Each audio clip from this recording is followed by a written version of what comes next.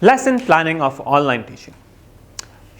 When you're going to teach your students or learner, your candidate for learning, if they are coming to learn from you as English, math, physics, chemistry, or any subject, or get your confidence yourself. If you're not transferring that skills or what you have commit in the group or what you advertise or what you have to there, so it's a miscommitment. So you need to be honest yourself what your skill set you are going to transfer. So make your planning, and everything you need to be write down and over again is something to clear and mindset to be more habit for development in curriculum or classroom patterns, presentations, or something you have to display to your students. So content planning or something classroom planning is very important.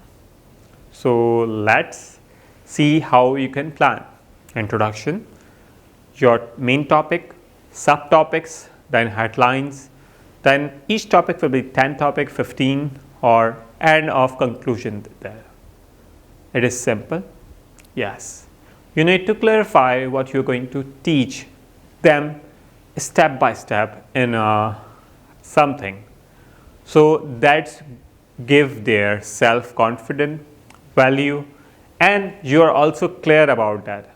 You have to deliver these values, because if you're going to have something in all class or all levels in a 1 hour, no, you cannot complete it, because we are teachers, we have huge knowledge and experience and a skill set, but in a chunks we have to deliver to our student and learner with their pace of level of learning, because we need to understand introduction, ice breaking, and making a relationship build with the students.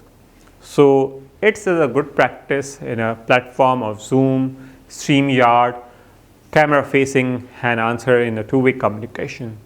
So let's move and learn more about it. Thank you.